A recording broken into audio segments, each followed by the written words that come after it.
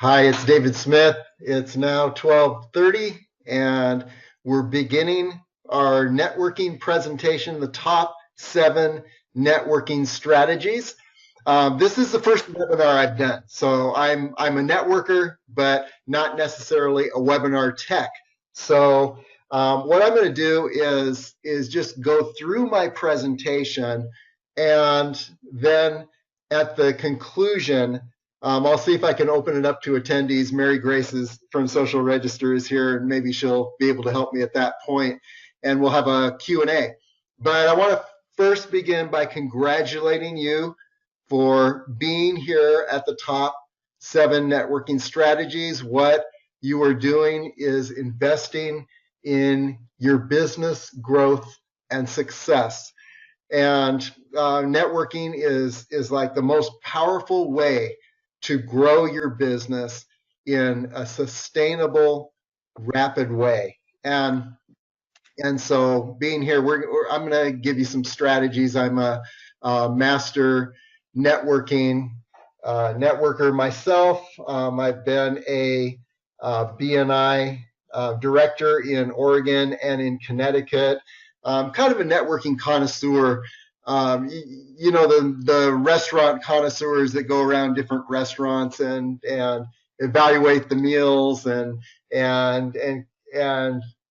eventually are able to say, you know, this one's great, this one's not so good. Well, I do that with networking groups, and you'll see on my website, networklasvegas.com, you'll see a number of networking groups that I have chosen based on some characteristics, which you can see when you look at the site. But you know, I love networking. I love meeting people, and I've developed this kind of as a science, and I want to share this with you so that you be more successful with your networking. One thing that you know, there are a lot of business value tools, business valuation tools, and a lot of them have to do with dollars and cents. How many employees do you have? How many clients do you have? Well, I don't see any business valuation tool that has a valuation measurement based on how many people know, like, and trust you. Believe me, if you were to value your business based on the number of people who know, like, and trust you, the dollars and cents would follow. So I encourage you to create that as a metric for valuing your business, and we're going to show you how to increase that value in this seminar.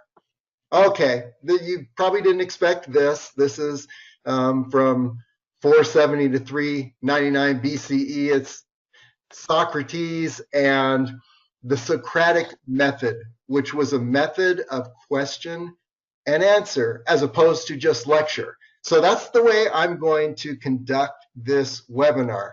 I'm going to go through a basic networking foundational strategy. If you're an experienced networker, you know, sometimes it's good just to go back to the basics. Maybe something has slipped between the cracks, and there's a strategy that you've forgotten or aren't using. So if you can pick up one thing, fantastic. If you're a newbie to networking or fairly new, you're going to find this is a windfall. So I'm going to give you a basic strategy, but what we're going to do is do it in the form of a Socratic question and answer quiz. So I've created 9 multiple choice questions, and the first pass, I just want you to note your answers. Get a pencil, paper out, and just note your answers, because we're going to go through it quickly.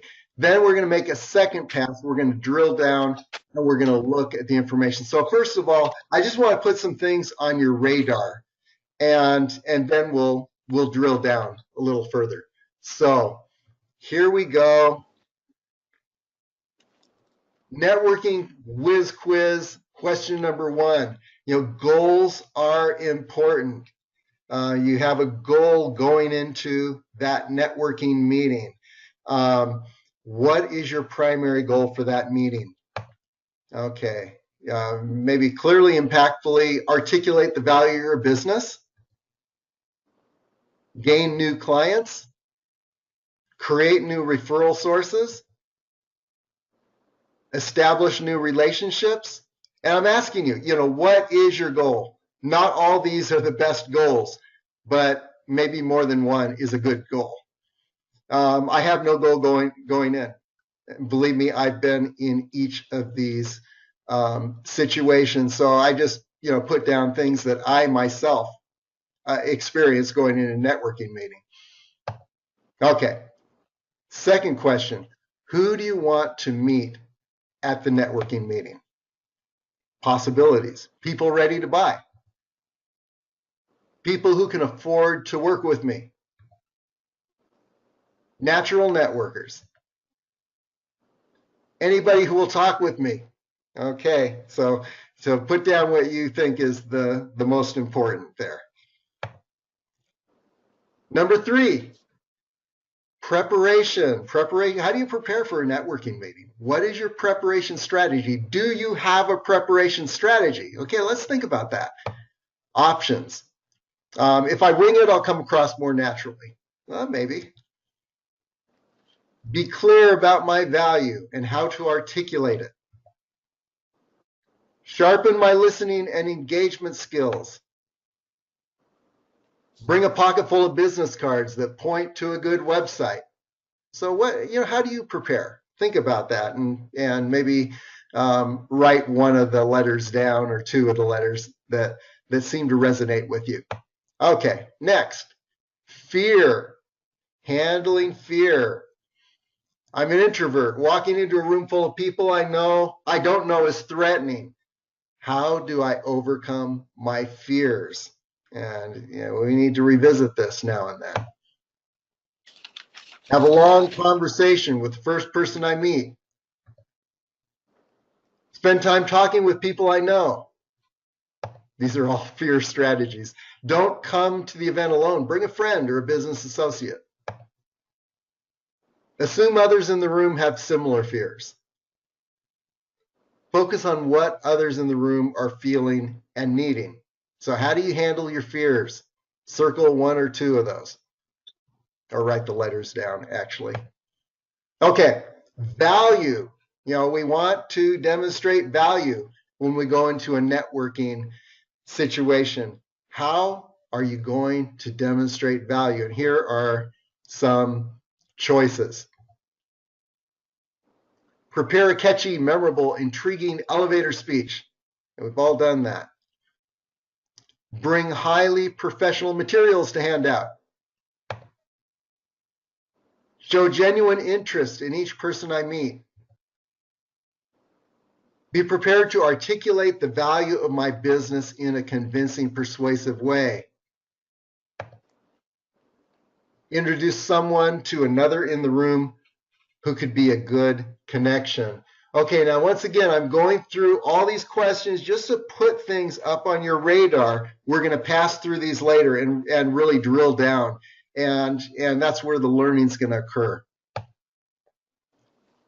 Give a genuine compliment based on what you observe. Okay, ways to show value. What resonates most with you? What do you think would work the best? Okay, another thing that you want to do in a networking event is you want to create opportunity. You went to that event in order to create opportunity for business growth. And so what are some strategies? And there'd be some more and some less effective strategies. Okay, here's one. Have a focused one-to-one conversation with just a few people. Make a lot of connections and set follow-up meetings for more focused conversation and connection. Find clients and make sales. Show up to the event consistently. Be able to draw out and clearly repeat back the main concerns and needs voiced by people you meet. Okay, make a note of which of these strategies resonate most with you. We'll come back to these. What's an effective follow-up strategy? Follow-up is really the power of a networking event. And so, how do you follow up effectively? Well, here are some options.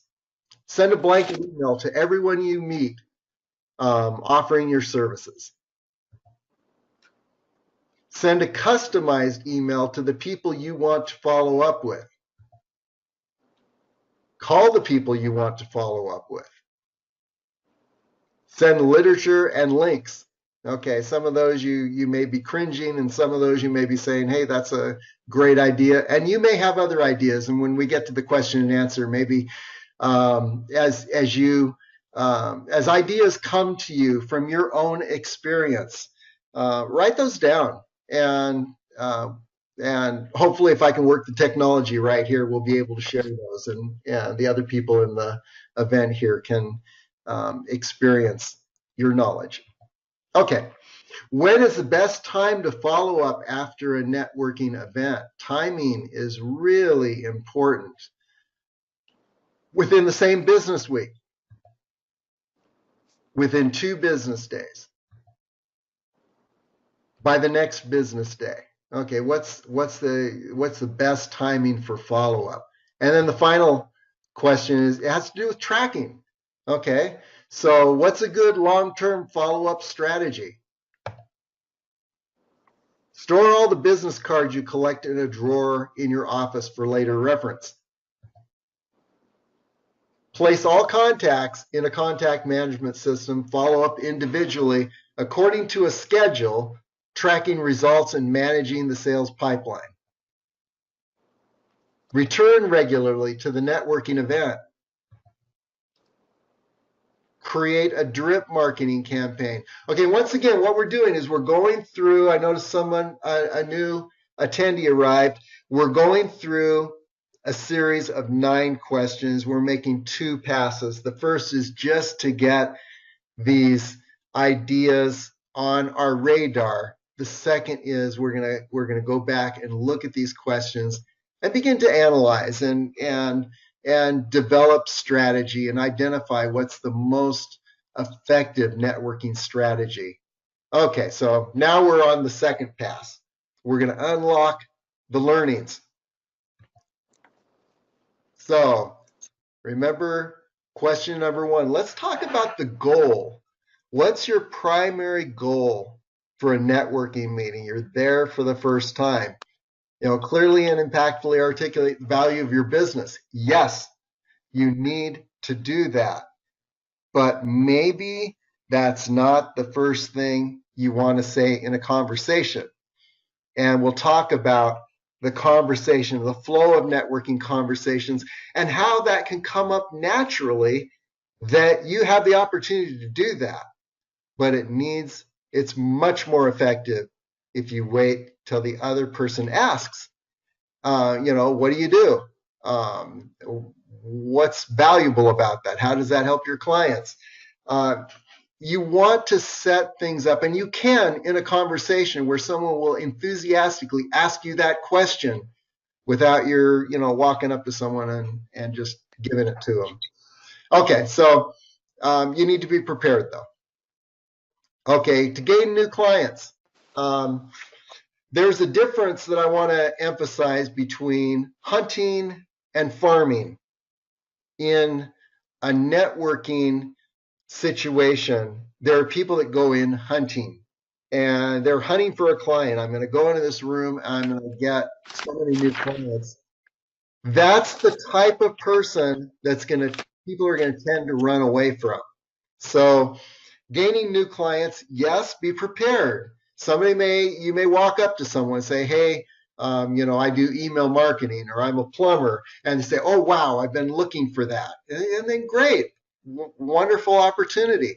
But that's not the main way to get a client through networking. Okay, create new referral sources. Here's an important thing that I just want to encourage you to put in your minds, that when you're networking, whether it's a group like BNI or whether it's the Chamber of Commerce, Social Register, Um, when you're in a networking situation, just kind of have on your radar, you're looking for two opportunities, not just one. A lot of people go in looking for people who would be their end client. Plumber goes in looking for someone who needs plumbing um, work in their home. Well, look for referral sources, people who can refer. Maybe the plumber should be looking for a realtor. Um, uh, so be asking yourself, who refers the type of people I need? What kind of referral relationships can I set up? So that's a good thing to have on your radar, but not the main goal when you go into a networking meeting for the first time. I have no goal going in. Some people like to be very natural, and that's fine. But usually, the people that succeed with that strategy are the people who have the most experience with networking. Um, if you're especially if you're new, think about a goal. Set a goal so you can measure your success. Okay, and this is the big one that I'd say when you go into a networking meeting, the major goal is to establish new relationships.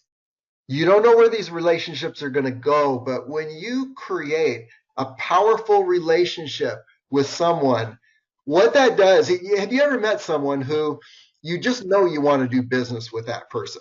You don't care what they're selling, what their service is, but you really like that person and you're going to find some way to do business with them.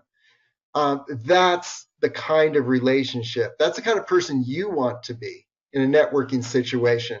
You just want to be someone that people enjoy being with. And then believe me, they'll look for ways to do business with you. So networking is long term. You're farming, you're not hunting. You're there to establish new relationships, and the value of your networking. If you're going to measure your success in any given networking event, you want to ask yourself, how many new relationships did I establish? Or what quality? And maybe I only established one or two relationships, but those relationships really are powerful. I mean, we really connected. You do that with a few people in a networking meeting, and you have been a tremendous success. So I would say, the primary goal for a networking meeting, establish new, meaningful, dynamic relationships with, 1 to 3 people that are in that room. Okay, let's look at the next. You're attending a networking meeting for the first time. Who do you want to meet? Okay, people ready to buy. Well, that's always great. Somebody comes up to you, they're ready to buy from you. Wonderful. Be prepared to follow up with that. But don't go around asking for it because people will run away from you. So, that's not a real good target. People can afford to work with me. Sure, that's always good. We're in business to make money. But how do you know who can afford to work with you? And how do you know who the person you're meeting with, who you happen to walk up to? Maybe they don't look like they could be a client. Maybe they don't look like they can afford to work with you, but maybe they have a spouse or a partner or a business associate, or they know someone, a best friend who is just the perfect person. So you want to be open-minded to create those relationships, because you don't know who is going to be valuable, who's not going to be valuable. Okay.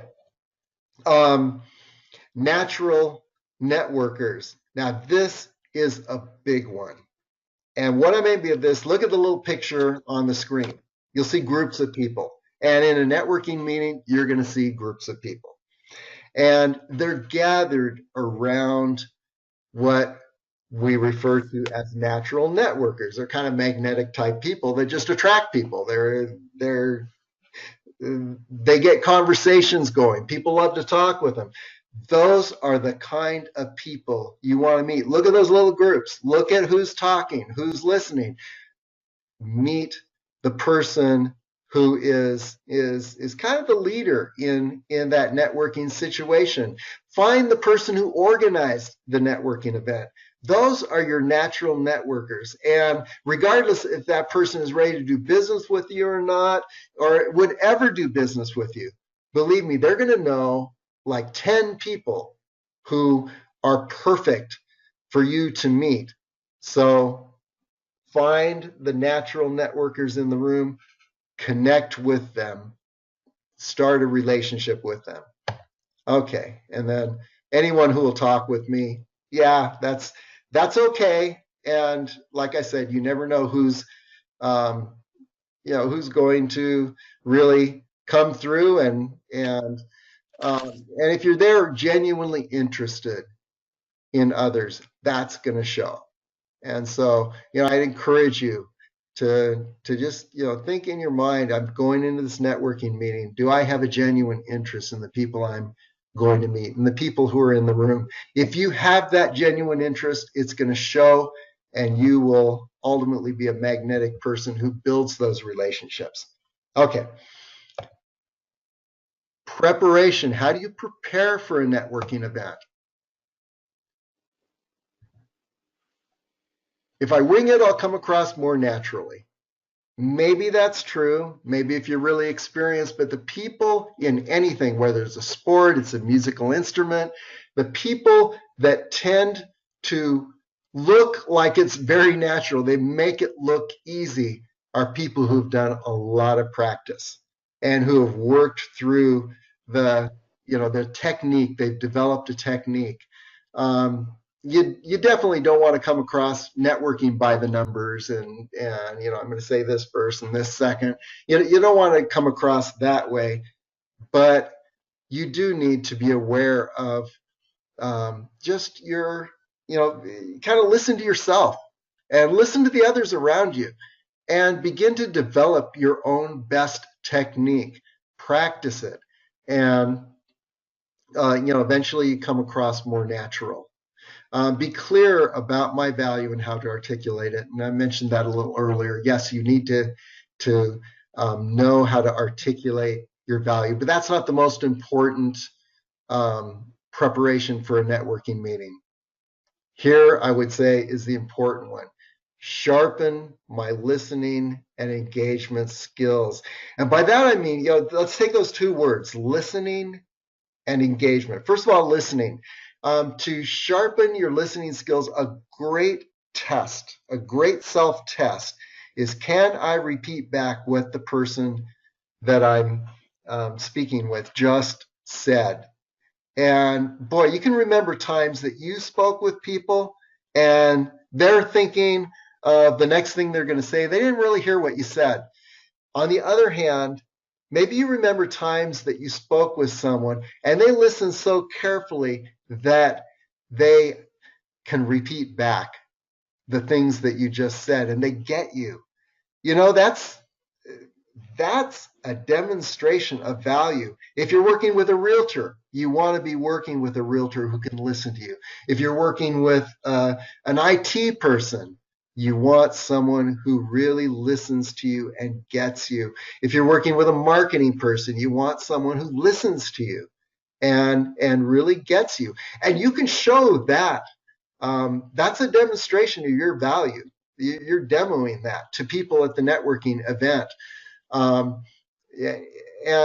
once you've successfully demoed your value to listen and really get that other person, they're going to want to do business with you. They're going to ask you, what do you do? I want to work with you. Okay, engagement skills. What I mean by that is when you walk up to someone, how do you engage in conversation? Maybe you've got, rather than saying, the normal thing that we do at networking events, and I do it too, so don't feel bad if you do it, is we go up and say, well, what do you do? And so we both talk about what do we do in our business. Well, people hear that so many times at the networking event. Just try to be creative. Um, like, what kinds of things do you enjoy? And if somebody were to somehow ask me enough questions that they understood that I love to climb mountains, I love to, do trail running. Boy, I would be so engaged in that conversation, and I would be appreciative of that person. And once again, we're there to create relationships. And so think of your engagement skills and ask yourself, how can I engage people more effectively in my conversation? Because if you engage people, regardless of what the subject is, it could be the subject of your business, it could be subject of, sports events, whatever, that is going to create a connection that is going to cause someone to really appreciate you and want to do business with you. Here's another one. Bring a pocket full of business cards that point to a good website. Now, I kind of laugh at that because you don't want to just go to a networking meeting and pass out business cards. That's definitely not the way to win friends and influence people. But on the other hand, you need a good, attractive business card, and it needs to point to a good website. So I would say those items are definitely important. Don't go to a networking meeting without business cards. Be prepared to hand them out, but just don't be passing them out from the very beginning. The ideal is wait till people ask for them. Okay. Fear. How do you handle fear? And maybe everyone in the room here is a master networker and loves to network and is an extrovert and never is afraid in a room full of people they don't know. Well, I'm an introvert, and I have to work through this question. So I'm just imagining that either someone that's in this webinar, someone that is frightened to death at entering a room full of people they don't know. So how do you handle your fears? And you can have a long conversation with the first person you meet. And a lot of people do that, and that's okay. Break the ice, help yourself to ease into it. Spend time talking with the people you know. And you see a lot of people do that in networking meetings. Sometimes it's because they really want to talk with the people they know, but if you really want to talk with those people, call them on the phone. Go have coffee with them. The networking is really to make new connections. So sometimes I think the people you see spending a long time in turning the networking meeting into one big, long, one-to-one coffee conversation. Sometimes it can be kind of an escape mechanism to avoid talking with new people because that's threatening. So not always, but I encourage you to make your conversations with people you know, or if you have a long conversation starting a networking meeting, arrange a follow-up time for that conversation. So, meet new people, break the ice. Okay. Don't come to the event alone. Bring a friend or a business associate. I love this approach to networking.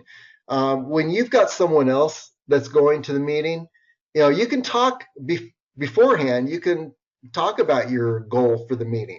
You can set a strategy. Maybe you're from the same business. Maybe you're from a different business. But you can talk about a strategy, and that person's there, and that can be soothing just to know you got a friend there. And then afterwards, you can debrief with that person. So I really encourage that. That's an awesome way to break the ice and overcome your fears. But don't spend the time at the networking meeting talking to your friend. Okay. Assume others in the room have similar fears. Now we're getting on to something. I've always found that the greatest way to avoid my fears in social situations is I focus on what the other person is feeling and thinking. What are their goals? What are they experiencing? This is a person who came to that event from somewhere. And just take a moment when you approach someone to think, okay, why are they here? Well, maybe they're afraid. Maybe uh, maybe they need someone to reach out to them.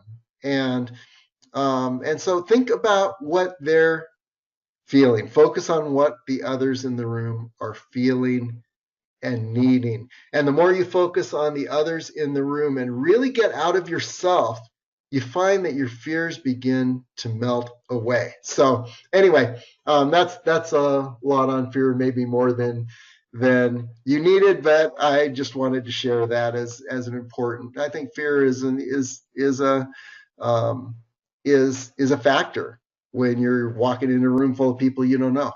Okay, next.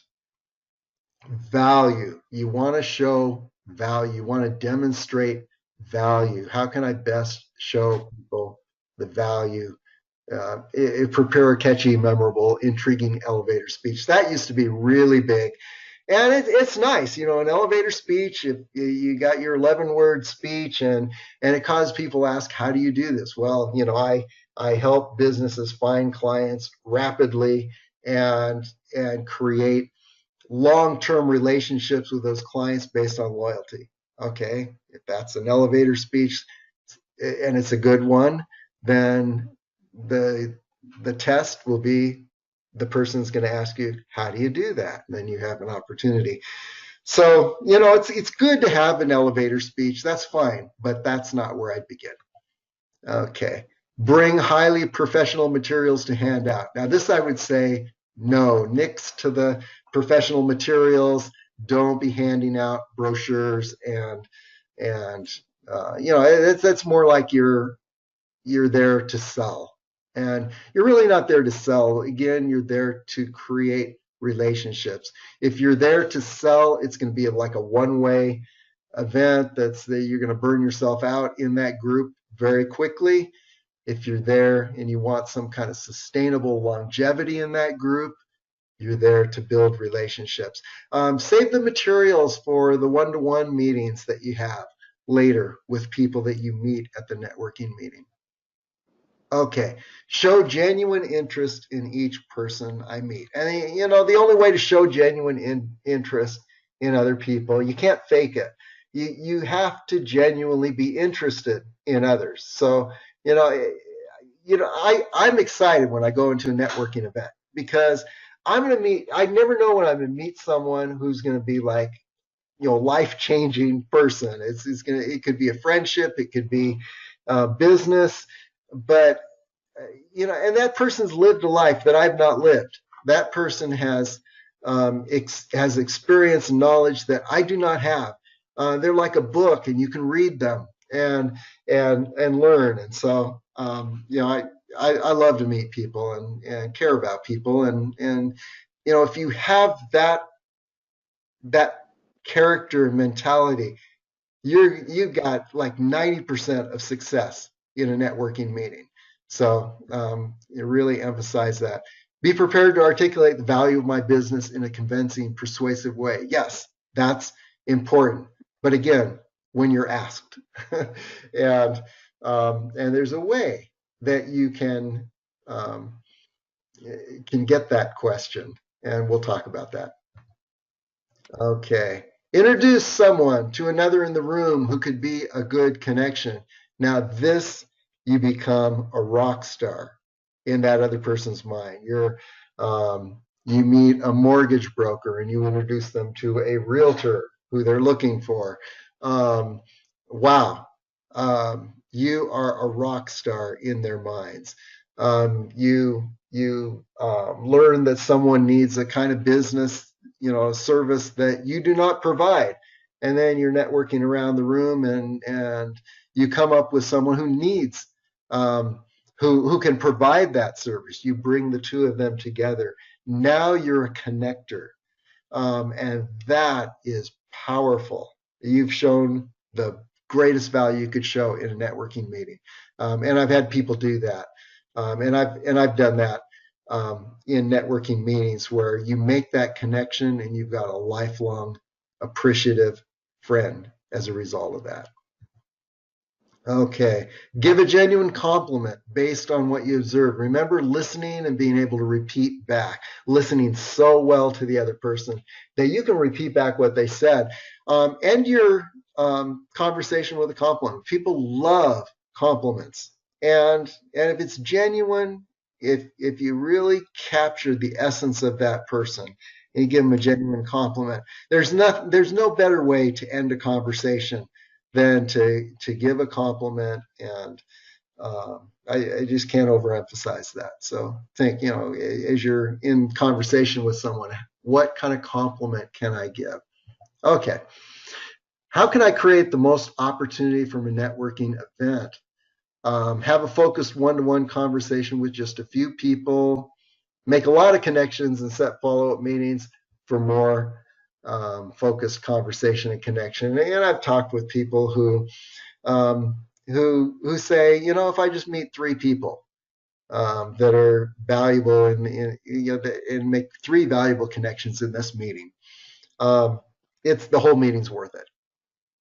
And then others say, no, you need to meet a whole lot of people and do and set up follow-up meetings. So, try them both. There's no one way. So anyway, those are 2 opposing ideas. Find clients, make sales. I would say, no, don't do that. You're a hunter once again, rather than a farmer. Show up to the event consistently. I can't overemphasize this, that whether you're at a chamber meeting, a social register meeting, whatever networking meeting you're at, your BNI or whatever, your consistency in a very silent way, unspoken way, shows the type of person you are. You're a person of integrity. You follow through. That's the kind of people that I like to work with, is people of integrity who follow through, who are not just there and then gone. So you attend a social register event this month, attend a few more months, and you see what you want to do is you want to be the person that more people in the room recognize. And they're going to be drawn to you. And all of a sudden, people are coming to you instead of you going to them. And how great is that? And so just be the person. And if you're recognized at social register, then you go to a chamber event. You see some of the same people, and pretty soon you become a known person. And that consistency builds trust and creates opportunity. So show up consistently. Okay. Be able to draw out and clearly repeat back the main concerns and needs voiced by people you meet. Very important. We touched on that a little earlier, but you want to know, your genuine interest in that other person is going to cause you to wonder, what are their main concerns? What are their needs? And you want to know those things, because that's part of what really creates opportunity. Okay. What is an effective follow-up strategy? Send a blanket email to everyone you met offering your services. And I'm sure if you've been to many networking meetings, you get that email following the meeting, and it says, hey, I've got this great product, or if anyone needs this, give me a call and we're glad to serve you. I don't know about you, but that really doesn't do me a whole lot of good, and that gets deleted. Next time I see something from that person, my delete trigger finger is going to be more ready to spring into action. So I would not send the blanket email to everyone you meet following, offering your services. Send a customized email to the people you want to follow up with. This is a good one.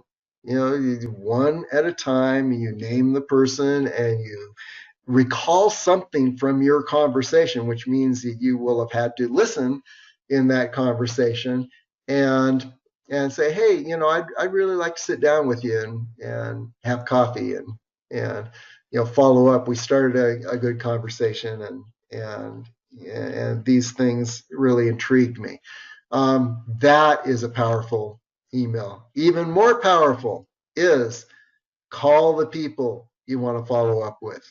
Now you're making a real connection. So, B and C are both good, but C is more powerful. And send literature and links. This I would put in a category with A. It's not as powerful, and you may not want to follow that strategy. However, have your literature and links prepared. If when you have a follow-up meeting, you have a one-to-one meeting, which is so key to success of your networking, and have something to leave behind. So, but not after a networking event. Okay. Next, when is the best time to follow up after a networking event?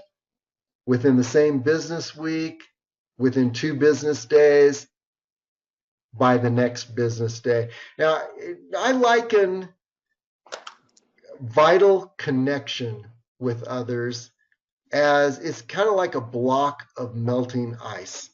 Once you make that connection at the networking event, it's like you got a block of melting ice. And the more time that goes by before you follow up, the more distance is created. Pretty soon they're not going to even remember who you are, and you've lost the opportunity. So the more rapid follow-up you're going to create opportunity, you're going to cement that relationship, and that turns into opportunity that you can't imagine at the time, but you're just open to receiving that.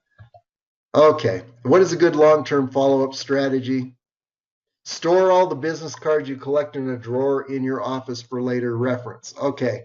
The reason I put this down is no, it's not a very good strategy, but that's what a whole lot of people, including myself, have done very often. Is you got that, you got your business cards somewhere. They're in a pile somewhere, and it's like a wasted event, because what are you going to do with all those cards? Or at least as long as they sit in the pile.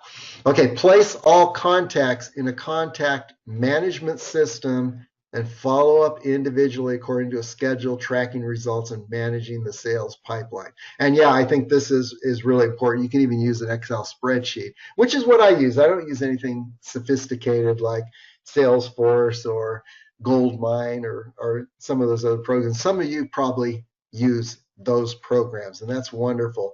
But if you don't have one of those, just use an Excel spreadsheet, make some notes, and just track your actions with people, and track what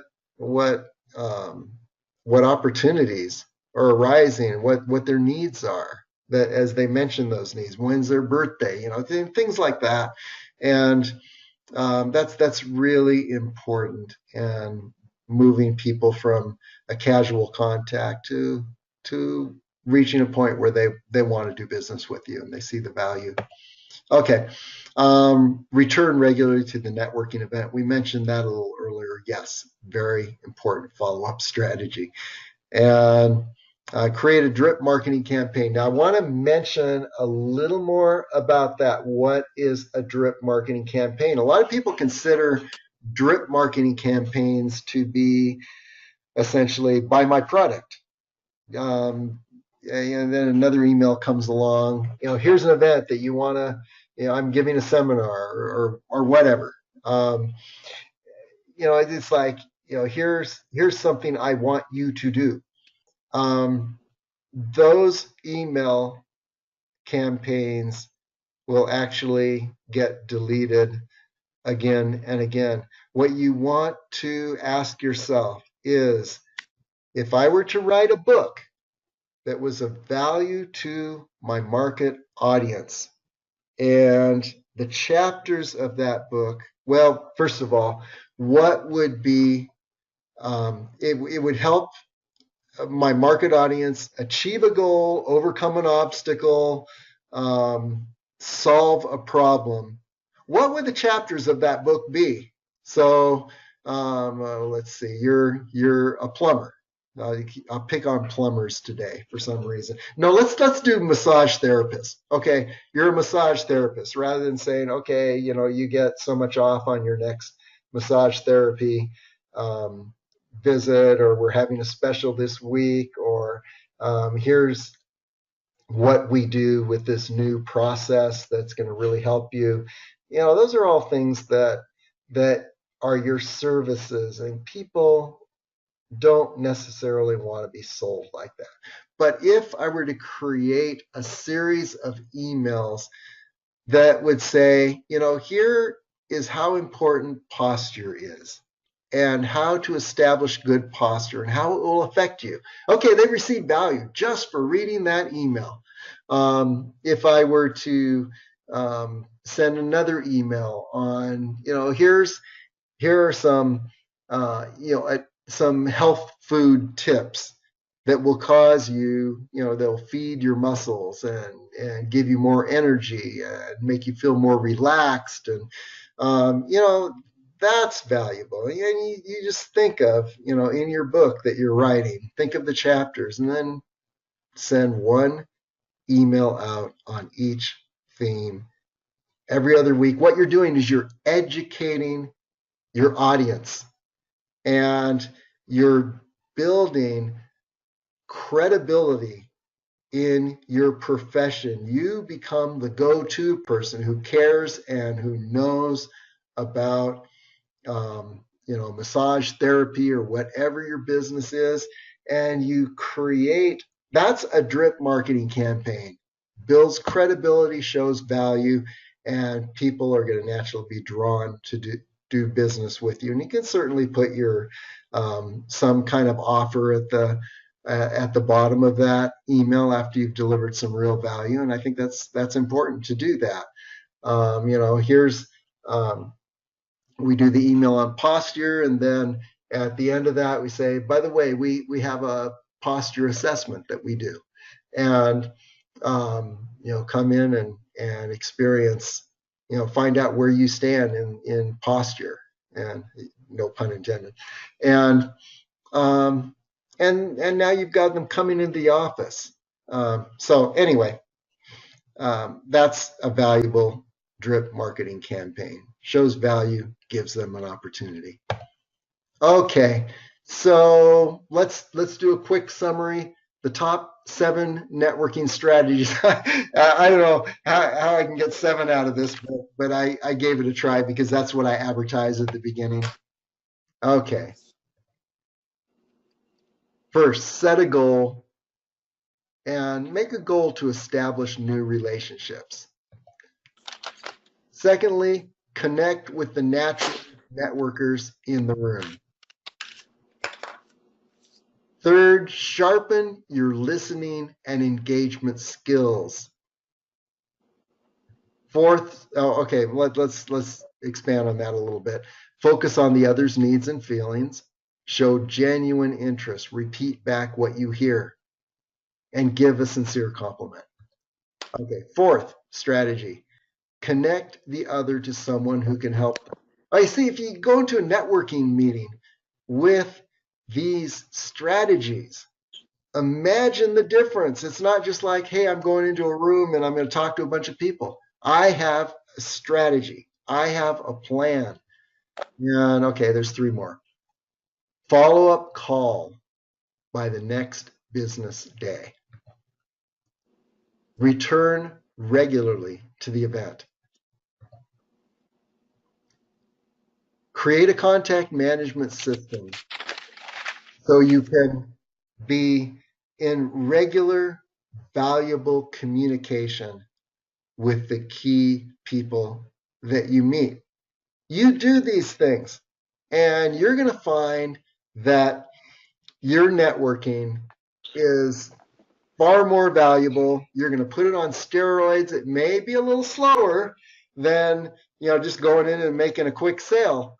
But over time, my God, you're not going to recognize yourself and your business and the connections and the fun that you have. You're not going to recognize where you are. It's going to be like you're looking back on where you are today. In 6 months, it'll be like you'll need a telescope. I had a friend who gave me that illustration. It'll be like you'll need a telescope to see where you are today. You'll be so far advanced. Okay, so I'd like just a little bit about myself. I help people to follow up from their networking meetings by creating an email marketing program for contact growth, engagement, and conversion. So I help them get their contacts together, not only networking meetings, but their client contacts, and create an entire new stream of business opportunity. Whatever streams you have where you're finding clients, this will be an additional stream, and it's got an amazing return on investment. So that's what I do. Okay, let's see if I can open this up to questions. Let's see. Okay, I am unmuting. I think I'm unmuting people. Somebody say something. Okay, I can see I was really successful with this. Be able to do this. Oh, this is so interesting. Okay, Mary Grace, if you're there and you know how to unmute everyone, awesome. Use that skill right now. If not, all I can say is, okay, let's see, wait a minute. Okay, I attempted to unmute everybody. Obviously, I was not successful. So I've got a bunch of people on the line here who may want to communicate with me, communicate with one another. And perhaps what we can do, Mary Grace, is get the list of people who attended, send that out to everyone, and make a connection. I'd love to hear from you. And I hope this was valuable in some way. If you gained even one jewel that you can convert into, a powerful strategy for networking, then awesome. We will have accomplished our goal.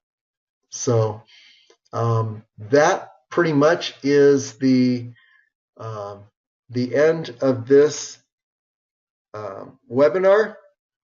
I appreciate everyone who attended, even though I can't talk with you for some reason, technical reason. I appreciate everyone who attended and hope to connect with you. Send me an email. Let me know that you were here. Okay. Thank you. Signing off.